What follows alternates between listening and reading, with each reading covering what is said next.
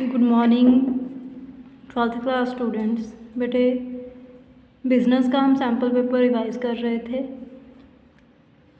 इससे पहले हमने किया था क्वेश्चन नंबर 27। आज हम कर रहे हैं question number 28। Explain any four factors हमने एक्सप्लेन करने हैं which effect the dividend policy of a company, जो कि कंपनी की डिविडेंड पॉलिसी को इफेक्ट करते हैं।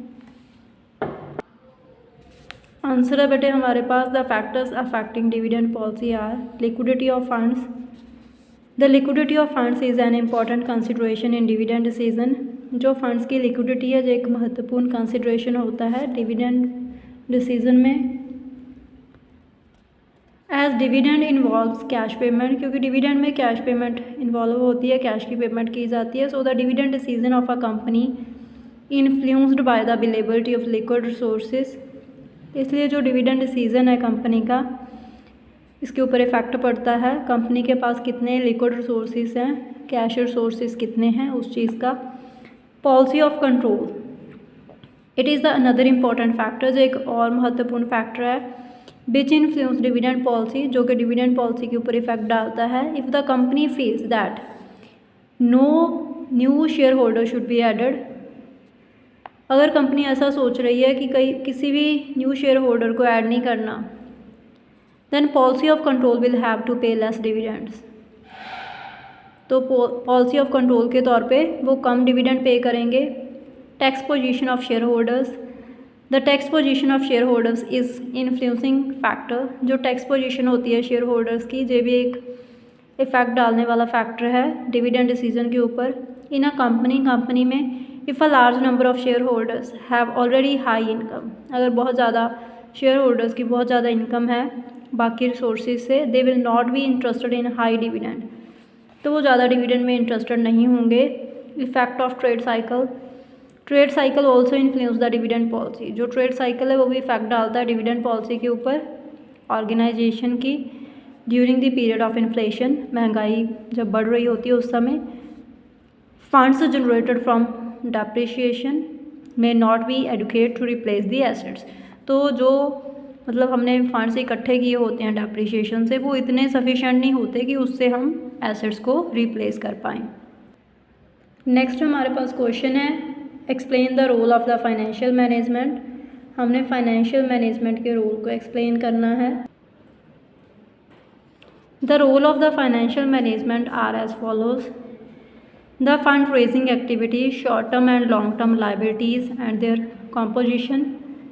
फंड्स इकट्ठा करने वाली एक्टिविटीज़, चाहे वो शॉर्ट टर्म के हों या लॉन्ग टर्म लाइबिलिटीज़ हों, और उनकी कॉम्पोजिशन क्या होगी। मींस लॉन्ग टर्म रिसोर्सेज ज़्यादा होंगे या शॉर्ट टर्म ज़्यादा होंगे। Financial management determine the source of raising funds. Financial management J clear करती है कि वो कहाँ से फंड्स रेज करेंगे, कहाँ से फंड इकट्ठे करेंगे। Financial management helps in deciding as to how much profit must be distributed as dividend among shareholders। Financial management ये डिसाइड करने में हेल्प करती है कि कितना प्रॉफिट है जो डिस्ट्रीब्यूट होगा शेयर होल्डर्स में डिविडेंड के तौर पे।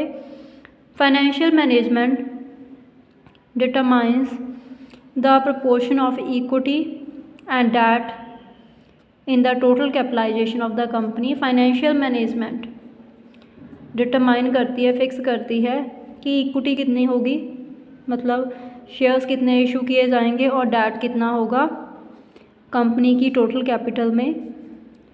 Financial management ensures of sufficient funds at a reasonable cost. Financial management यकीनी बनाती है कि उनको जितने उनको फंड चाहिए वो उनको अवेलेबल हो जाएं और सही कॉस्ट पे।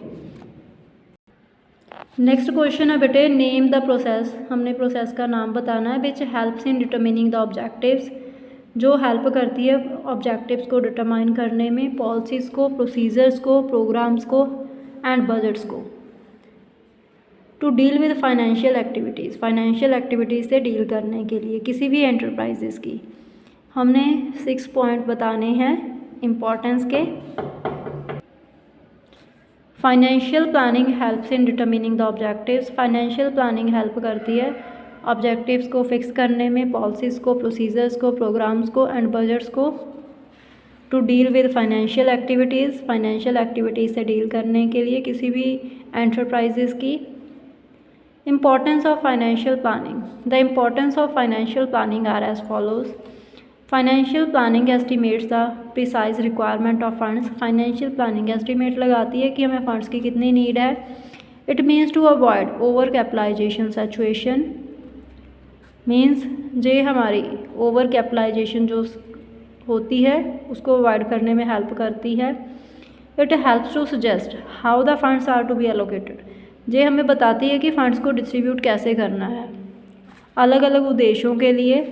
By comparing various investment proposals, अलग अलग इन्वेस्टमेंट प्रपोजल्स को कंपेयर करके, मीन्स हमें कहाँ से ज़्यादा अर्निंग होगी उसके अकॉर्डिंग हम इन्वेस्ट करेंगे।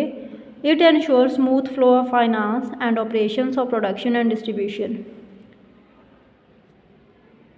जे फाइनेंस के स्मूथ फ्लो को यकीनी बनाता है एंड प्रोडक्शन ऑपरेशंस को एंड डिस्ट्रीब्यूशन को। It helps in avoiding business shocks and surprises, जे बिजनेस में जो शॉक्स एंड सरप्राइजेज होते हैं उससे बचने में हेल्प करता है। It helps in deciding debt and equity ratio, जो हेल्प करता है कि डेट एंड इक्विटी रेशो को हम कैसे डिसाइड करें। And by deciding where to invest this fund, और ये बताता है कि हमें फ़ंड कहाँ पे इन्वेस्ट करने चाहिए। It helps in coordination various business functions like production, sales etcetera, जो हमारी हेल्प करता है कोऑर्डिनेशन में, तालमेल बिठाने में अलग अलग फंक्शंस में, जैसे कि प्रोडक्शन और सेल्स में। बेटे आपकी ये वीडियो कंप्लीट है। Thank you.